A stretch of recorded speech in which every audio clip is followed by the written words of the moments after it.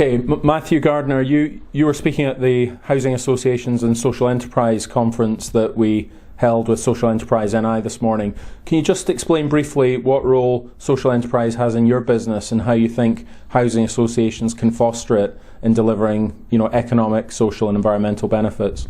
Yeah, I'm happy to. I think that the journey for Trafford Housing Trust has been from a local authority stock transfer organisation with a very public sector culture to a fairly commercially minded and neighbourhood minded housing association. But in the last year, we've repositioned around dealing with poverty, inequality and injustice, and at the same time have realised that what we really are and should be describing ourselves as is a collection of social enterprises. What that has is perhaps not so much of a change in what we do, but a big change in the culture that we use to do it, and some of the measurements that we use now. So we operate off a triple bottom line method where we are as concerned about social outcomes, as environmental outcomes, as financial outcomes. And can you tell me about the social enterprise you're running, bringing empty properties back into use? It doesn't. The social enterprise that we run, Clean Start, is all about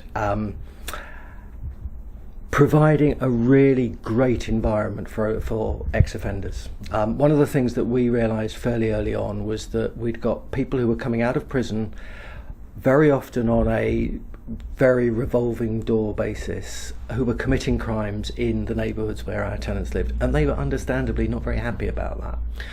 And we said, well, what is it that we do? What is it within our supply chain that we do that we could use a workforce of offenders to help us with? And we hit on using empty properties. So we set up Clean Start. We take offenders directly from the prison gate. We give them a job. We give them a load of support. We teach them how to tie their shoelaces. If that's what it takes to get them and keep them in work, then we do it. And they do the dirty job of cleaning out our empty properties, turning them round, making them sparkle, doing the gardens, providing cleaning services for contractors who've got new build properties that they need to have cleaned before they can sell them or let them for the first time. And it's moved from being a really, really good social project to being something which is now commercial. It makes money for us while still delivering that fantastic social outcome. With the big cuts in capital grant and other funding streams in England, are housing associations reverting to what might have been considered core business in terms of housing services, or are they continuing to develop and expand their broader role, including fostering social enterprise and a sort of a broader community investor role? I don't think there's one answer to that. Some are retrenching, and I think that if our income stream was threatened, then we would need to retrench. But we're in a fortunate position where our income stream is holding up remarkably well.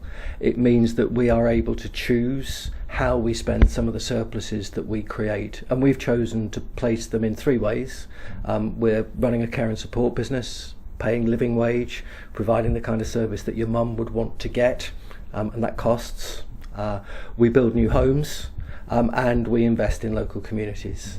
So we're one of the group of associations who are actually going further into this world, because we think that in order to strengthen our communities, that strengthening our communities will strengthen our business, because people will be more able to pay rent to us because the benefits are disappearing.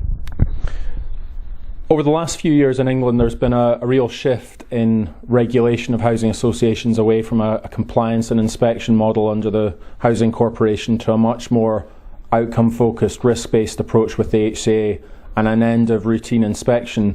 Has that change in regulation made a difference in your ability and your willingness to pursue a broader role, including in supporting social enterprise? Completely. I speak as a former regulator. I have regulated a housing association when I worked at the Housing Corporation. I must have been pretty poor at it. And it was that compliance-based checklist basis, so anybody could do it. The regulation now is much more about whether our risk profile within our business is one that is acceptable. and we push that quite a lot with our regulator. They're comfortable. We've got the highest ratings. And so long as we keep that level of comfort from the regulator, we keep our banks happy in terms of our covenants. What we then have is the absolute freedom. My board has the absolute freedom to determine the strategy of the organisation.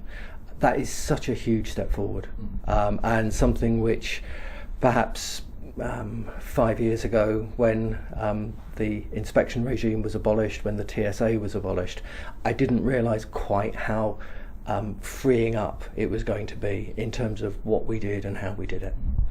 You're a former, you are a Stock Transfer Association. Can you explain the relationship that you have now with the local authority a number of years on, and maybe just touch on the work that you've been doing around the Trafford Master Plan? Yeah, we've got still got councillors on our board. We have the leader of the council on our board at the moment, which is good. Over 10 years, we've evolved. I would say a very close working relationship with the local authority. It has been stormy at times, but we're past that kind of stage now. They know that we are a key part of delivering in a world where there is far less public service delivery, and they support us in that. And for the last probably 6 years, we've been collaborating on a big regeneration master plan up in Old Trafford, where they have a lot of the land, we have a lot of the land, and we've agreed that we will put those two portfolios of land together in a formal land sharing agreement, and we will build out 1,400 new homes over a 10-year period at the price of demolishing about 400 of the existing properties. So a net gain of about 1,000 new homes. Land provided by the local authority, we provide all the capital, and we front it.